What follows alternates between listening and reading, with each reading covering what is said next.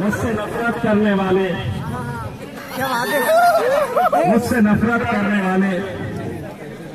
बड़ा कमाल का हुनर रखते हैं। मुझसे नफरत करने वाले बड़ा कमाल का हुनर रखते हैं। मुझे देखना भी नहीं चाहते और 2400 घंटे मुझ पर ही नजर रखते हैं।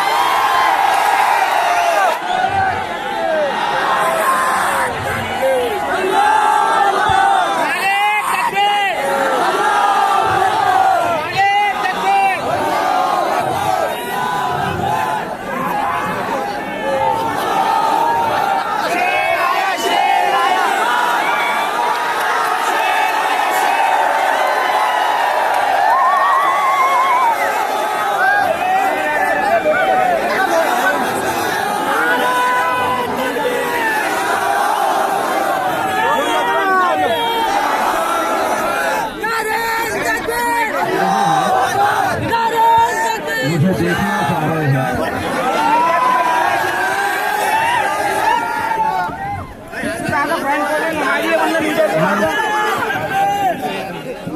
ये एक बात कहना चाहता हूँ,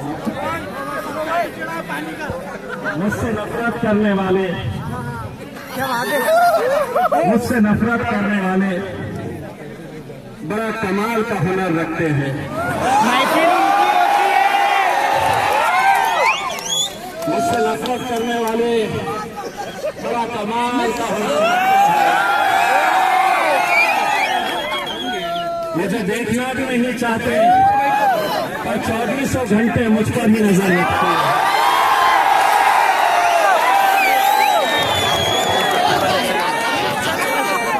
मैंने पुलिस डिपार्टमेंट से कहा था कि ये कोई सियासी जलसा नहीं है। मुझे ये इख्तियार है कि मैं जमहूरी तर्ज के ऊपर लोकशाही ने मुझे जो अधिकार दिया है उसका इस्तेमाल करते हुए मैं शांतिपूर्ण तरीके से अपनी नाराजगी का इजहार कर सकता हूं। लेकिन सुबह सुबह तस्वीरें आ गई, इतनी सारी फौज यहां पर लगा रखी है। महाराष्ट्र की पुलिस को मैं ये कहना चाहता हूं, अगर काश इतनी फौज तुमने कोल्हापुर में लगा दिए होते तो मेरी मस्जिद बर्बाद नहीं होती।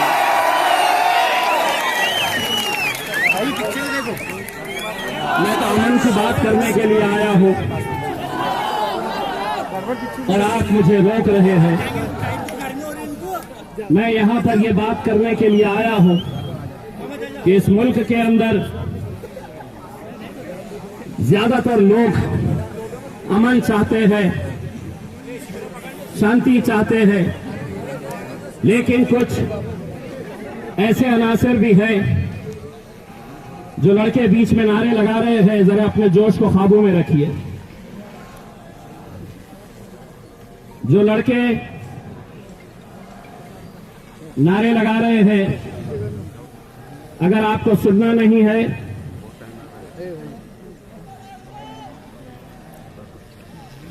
मैं अनुरोध करूंगा, ये जो बीच में बच्चे हुल्लड़बाजी करने की तो हमें भूलना पड़ेगा कि मैं किस राजनीतिक पार्टी से ताल्लुक रखता हूं, मैं किस जमात से ताल्लुक रखता हूं, मैं किस से ताल्लुक रखता हूं, मैं किस तंजीम से ताल्लुक रखता हूं। ये सब बातें हमें भूलना होगी, तभी जाकर हम एक आवाज के अंदर हुकूमत तक एक पैगाम पहुंचा सकते हैं कि हर दर्द सहलेंगे, हर हाल में जी लेंगे, लेकिन अगर हमारी इबादत गाहों पर हमला हुआ तो किसी बात के ऊपर हम समझौता नहीं करेंगे।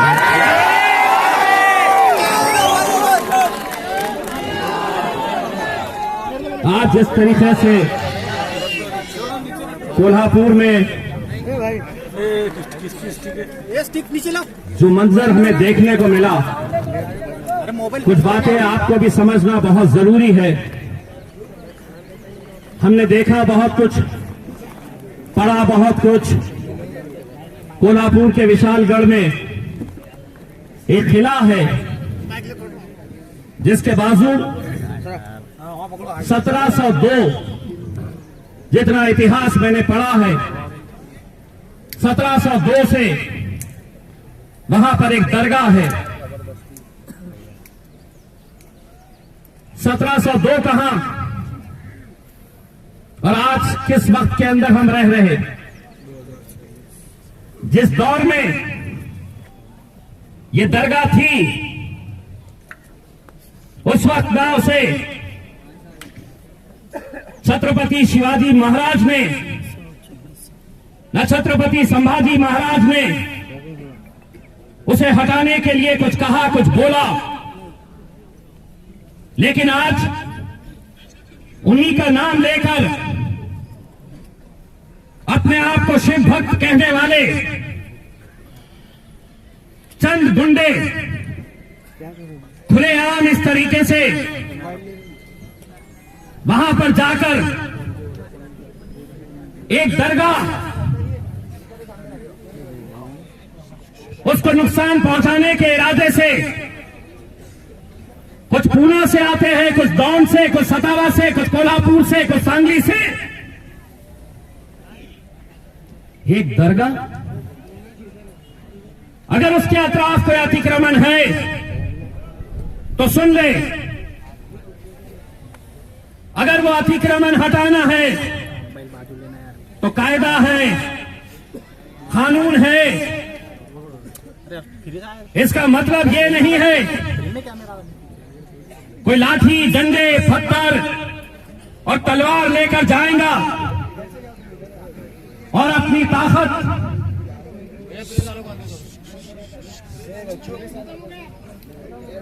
तलवार के जोर के ऊपर इस तरह की हरकतें होगी। पुलिस की मौजूदगी में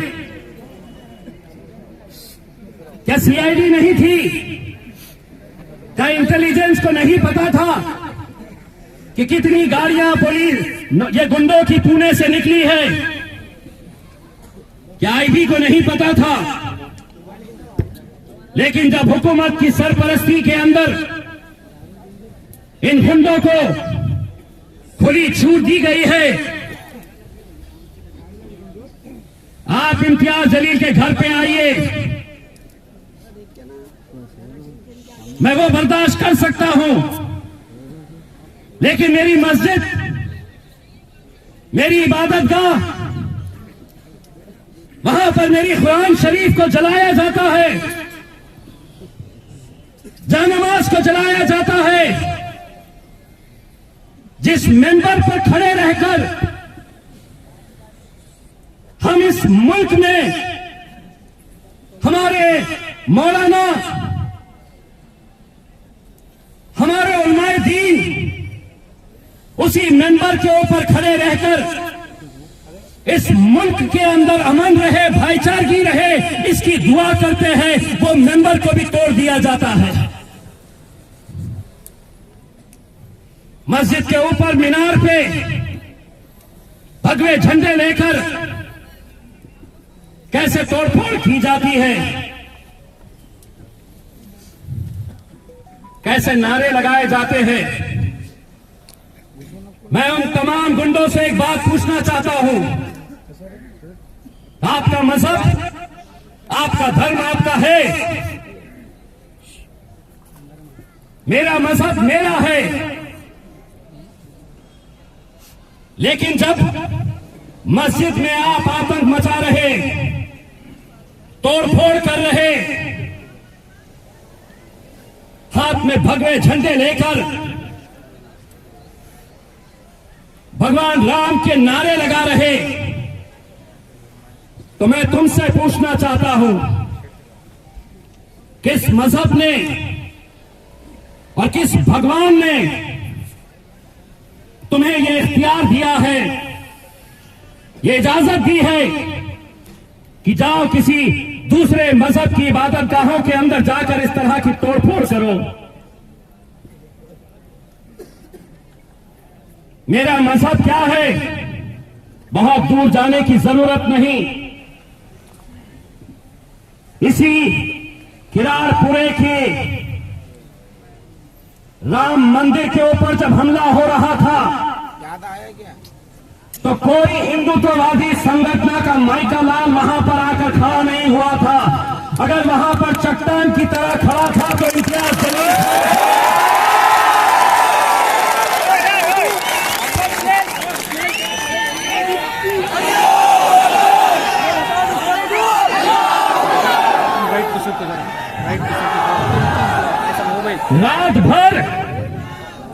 रात भर अपनी जान जोखिम में डालकर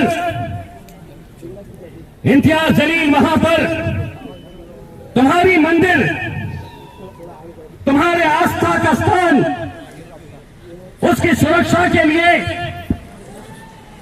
और बड़े दुर्भाग्य से कहना चाहता हूं कि उस वक्त पुलिस डिपार्टमेंट भी हिम्मत नहीं कर रहा था वहां आने की, लेकिन इम्तियाज जलील डटा रहा था वहां पर कि कुछ नहीं होगा।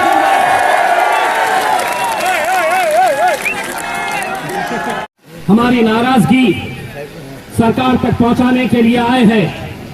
वो सरकार जो सबको जानते हुए बड़े अफसोस के साथ कहना पड़ रहा है, कोल्हापुर में जिस शख्स ने इस आंदोलन का नेतृत्व किया, उसके पिता को जिताने के लिए मुसलमानों ने 2-2 घंटे 3-3 घंटे लाइन में खड़े रहकर उन्हें जिताने का काम किया। हमें पता नहीं था कि जीत कर आने के बाद तुम गिरगिट की तरह रंग बदल देंगे। हमें पता नहीं था कि तुम्हें हम जिताएंगे और तुम हमारे ही घर में घुसकर हम पर ही हमला करेंगे।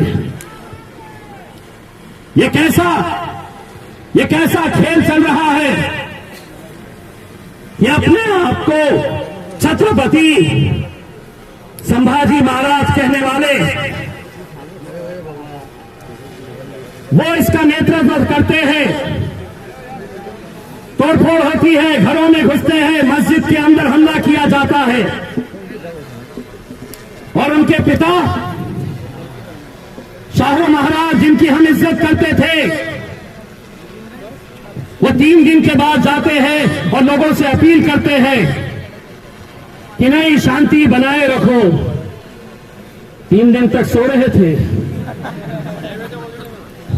मीडिया वाले मुझसे सवाल कर रहे हैं कि आप शांति बनाए रखिए। सभी लोग चाहते हैं, सभी राजनीतिक पार्टियां आपसे कह रही है कि आप शांति बनाए रखिए। एक बात सुन लो, दूसरी राजनीतिक पार्टियों में और हम में ये फर्क है कि हम शेर के बच्चे पालते हैं, हिजड़ों की फौज हम अपने साथ। और एक पैगाम सरकार को दे रहे हैं अच्छी तरह से।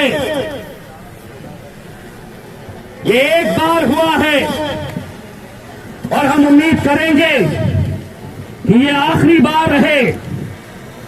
कोल्हापुर के जो हिंदुत्ववादी संगठन, मैंने ऐलान किया कि 19 तारीख के दिन पूरे महाराष्ट्र में कोल्हापुर की घटना का विरोध किया जाएगा। सारे जितने भी हिंदुत्ववादी संगठन के लोग हैं जमा हो गए। इम्तियाज जलील ने यहां नहीं आना चाहिए। कोल्हापुर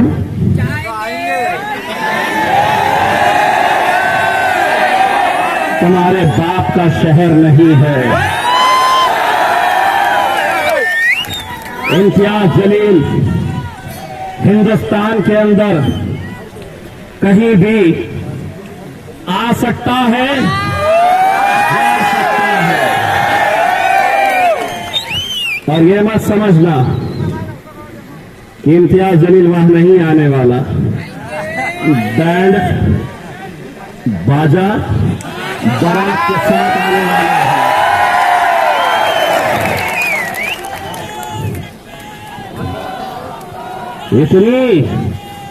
इतनी घबराहट मैंने तो कहीं पर भी नहीं कहा मैं आने वाला हूं। पूरे के पूरे पंटरा जमा हो गए।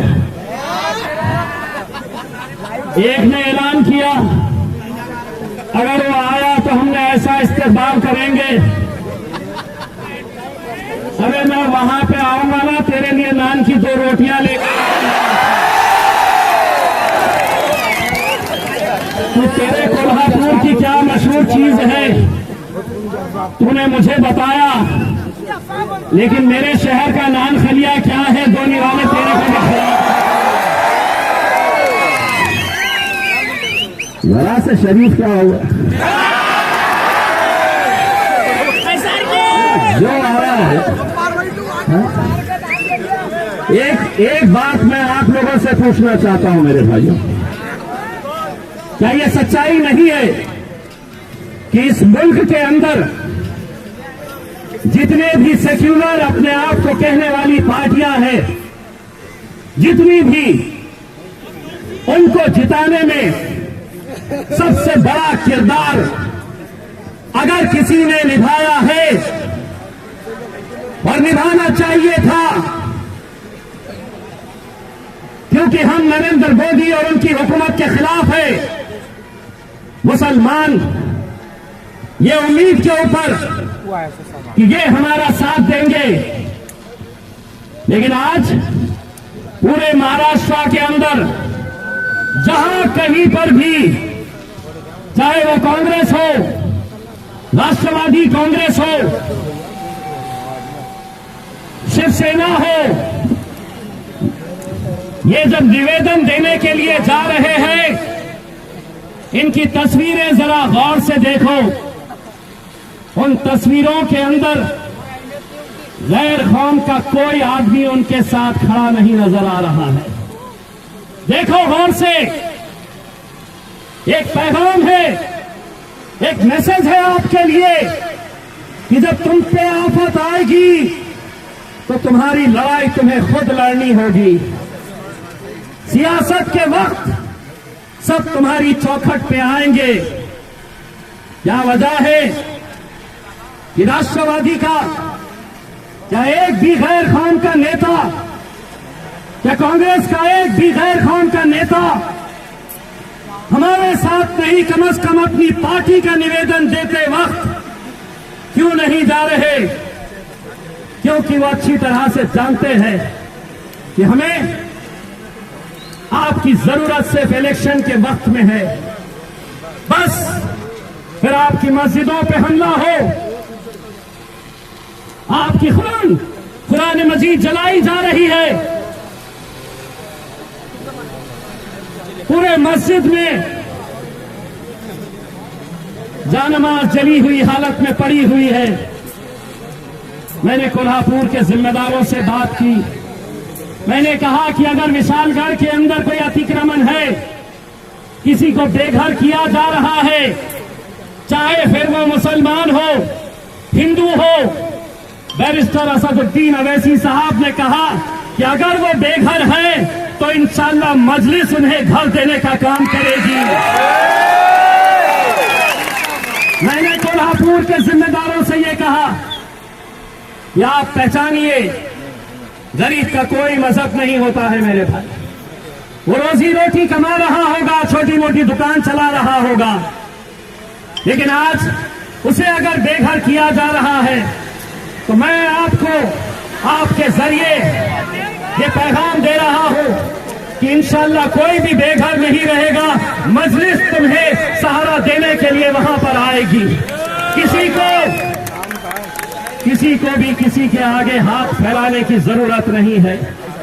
अल्हम्दुलिल्लाह मेरे शायद बैरिस्टर असदुद्दीन अवैसी साहब, इम्तियाज जलील और मेरे इतने सारे भाई तुम्हारे इस बुरे वक्त के अंदर, तुम्हारे इस मुश्किल घड़ी में कांधे से कांधा लगाकर तुम्हारे साथ खड़े रहने के लिए संभाजी महाराज जब मेंबर ऑफ पार्लियामेंट थे मेरे साथ 2019 से 2024 तक राज्यसभा के, तो उन्होंने मुझे अपने घर पर बुलाकर शाहू महाराज के बारे में एक किताब दी थी और ये किताब देकर उन्होंने मुझसे कहा था कि मेरे पूर्वज, मेरे एंसेस्टर्स शाहू महाराज कैसा हिंदू, मुस्लिम, 18 पगड़ जाति सभी समाज के लोगों को साथ में लेकर काम किया करते थे। छत्रपति संभाजी महाराज, शाहू महाराज, ये किताब मैं आपको वापस भेज रहा हूं। मैंने तो पढ़ लिया है, शायद तुम भूल चुके हो।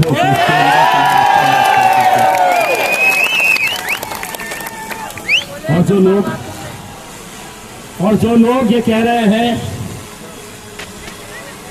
जरा सी अगर कुछ बात हो तो मैं पिछले 2 दिन से देख रहा हूं, फिर इम्तियाज जलील के बारे में कोई किसी से पूछ रहा है कि आज बारिश होगी क्या, तो बोले नहीं, इम्तियाज जलील बहुत गलत आदमी। आज इतने बादल निकले हुए हैं, क्या वजह है? इम्तियाज जलील बराबर आदमी नहीं है। दोस्तों, आज मौलाना सज्जाद नुमानी साहब, इनका नाम जब निकलता है तो खुद ब खुद एहतराम में सर झुक जाता है मेरे भाई। मुफ्ती मोइजुद्दीन खाजमी साहब, जब उन्हें देखते हैं हम तो खुद ब खुद हमारा सर झुक जाता है एहतराम में। शाहगंज की मस्जिद के मौलाना मुजीब साहब, उनके चेहरे के नूर को देखकर खुद ब खुद इज्जत से, एहतराम से, मोहब्बत से अपना सर झुक जाता है मेरे भाई। मुस्लिम पर्सनल लॉ बोर्ड के मालेगांव के मौलाना उमरैन फारूकी साहब, उन्होंने कोल्हापुर की इस घटना के बारे में जो बयान दिया है, मुझे फख्र होता है, मेरा सीना चौड़ा होता है कि मेरे इस मुल्क में ऐसे उलमा इकराम, ऐसे मौलाना लोग हैं जो आज सीना तान कर, डट कर, जहां कहीं पर भी नाइंसाफी हो रही है उसके खिलाफ किस तरह से वो अपनी जबान का इस्तेमाल करते हुए हमारी रहनुमाई कर रहे हैं। लेकिन मैं उन लोगों की मुखालिफत करता रहूंगा, उन लोगों की मुखालिफत करता रहूंगा जो इलेक्शन के वक्त हमसे ये कह रहे हैं कि इन्हें वोट दे, और आपकी इज्जत रखते हुए, आपका एहतराम करते हुए हम कर रहे हैं। लेकिन अब मुफ्त में नहीं होना चाहिए। जब भी कोई फैसला करे तो सौदेबाजी होनी चाहिए, और सौदा ये होना चाहिए कि ये कौम तुम्हारा साथ देगी। 4 MP तुम्हें जिताना होगा मुसलमानों के भी। हम जिता कर ला रहे, हम जिता कर ला रहे। विधान परिषद का इलेक्शन आ जाता है, विधान परिषद का, MLC का इलेक्शन 10 दिन पहले 12 उम्मीदवार, एक भी मुसलमान को टिकट नहीं दिया जाता। 30 साल के बाद, 30 साल के बाद महाराष्ट्र की विधान परिषद के अंदर एक भी मुस्लिम नुमाइंदा नहीं है। मुस्लिम मुक्त विधान परिषद महाराष्ट्र के अंदर हो चुकी है। और हम देखिए हम कैसा अलग अलग उसमें, कोई कल जाकर दे रहा, कोई परसों जाकर दे रहा। अरे अगर तुम मुझे कहते कि आओ हम इसका नेतृत्व करेंगे तो इम्तियाज जलील वहां जाकर खड़े रहता था। लेकिन ऐसे मुद्दों के ऊपर मेरे भाई हम बटे रहेंगे तो हमारे मस्जिदों पे हमले होते रहेंगे। एक मुद्दा जहां पर मजहब को ठेस पहुंची, जहां हमारी इबादत गाहों पर हमले हुए, मेरे भाइयों, हम सबको एक प्लेटफॉर्म के ऊपर आने की जरूरत